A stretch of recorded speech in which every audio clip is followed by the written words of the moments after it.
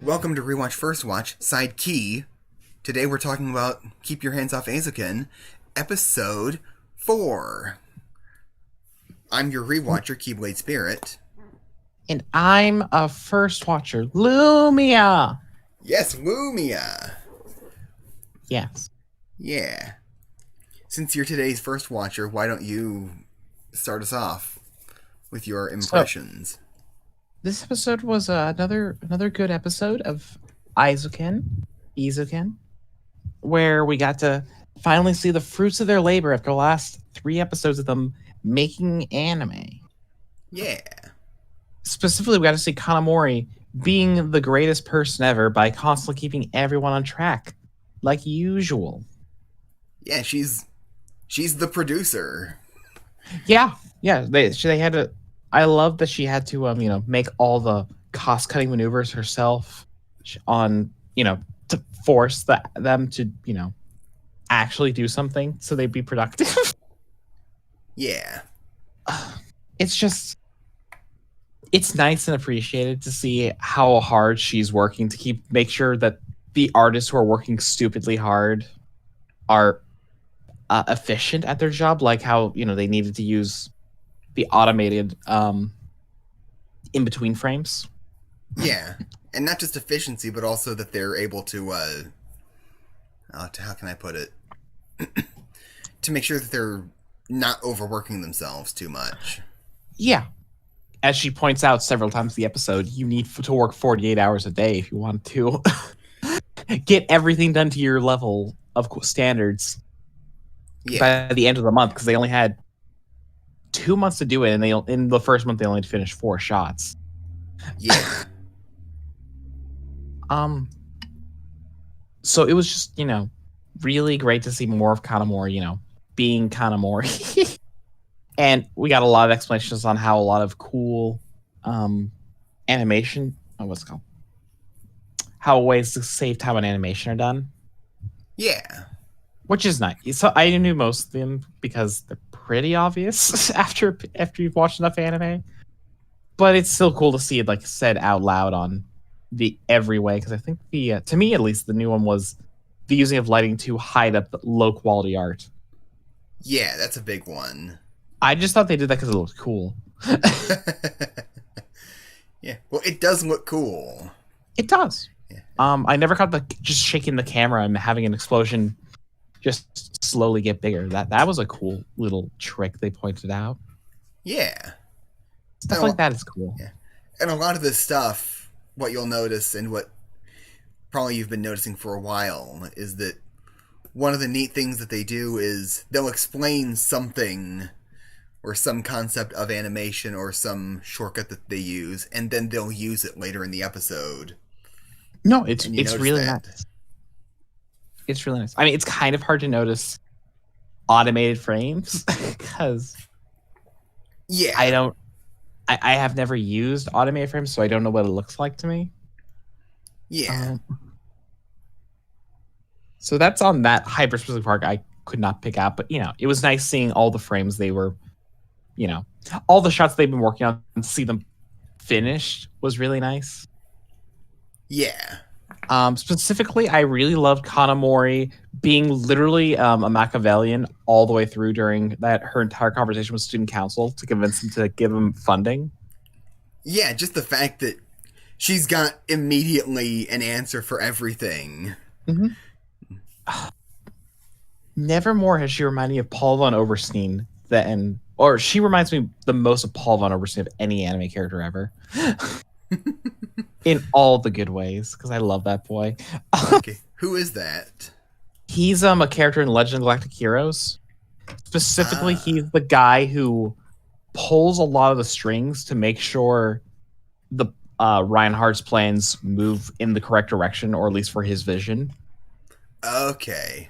I know who Reinhardt is, so I can kind of picture that. Oberstein kind of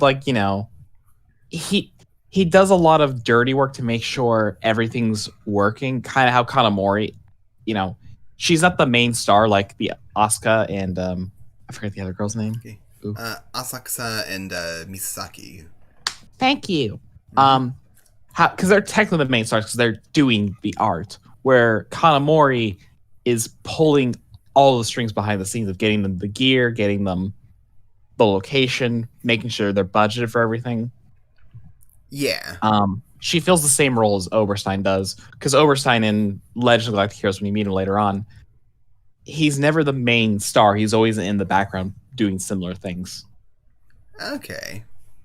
Yeah, that makes a lot of sense. Yeah, except Oberstein is a lot more hated by the community than I imagine Kanamori is. Oh yeah, Kanamori is very well liked. And she's very much presented as the character that you're supposed to like. Oh, I love her. I love her. Paul von Oberstein was my favorite character in Legend of Galactic Heroes. So seeing a show about girl Paul von Oberstein is great. Her entire battle with the I loved the little bit of character we could get from the student council because they were very cool in this episode. Yeah.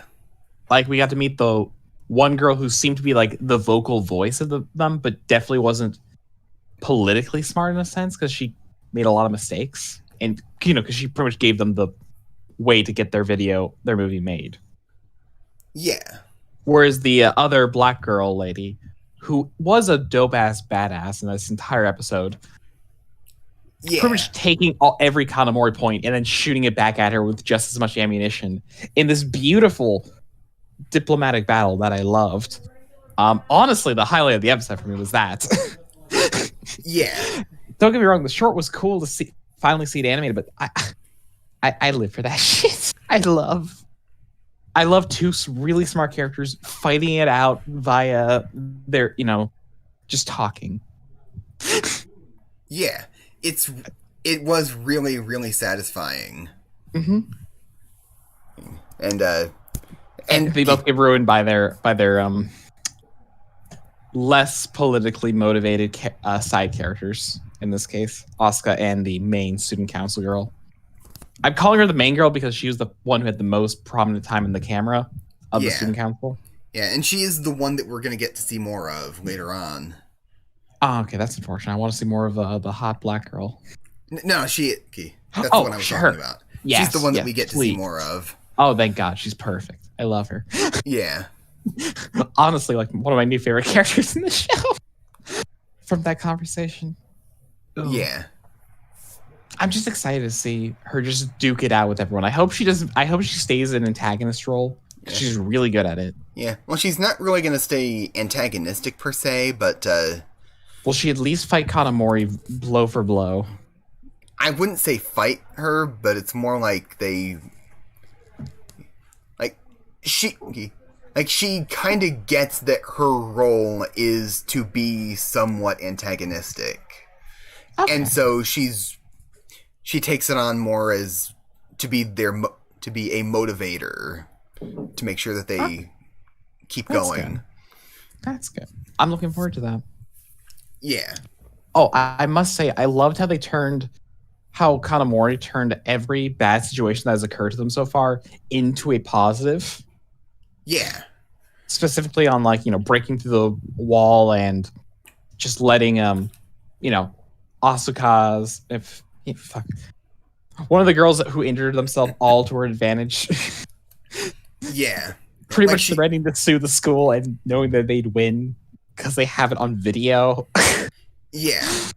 Perfect. Yeah. Not only that, she was immediately able to turn all of that around onto the school because the school had admitted that the building was in disrepair.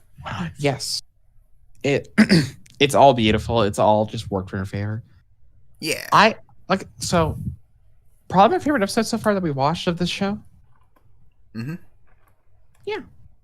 Yeah. What are your thoughts, Keyblade?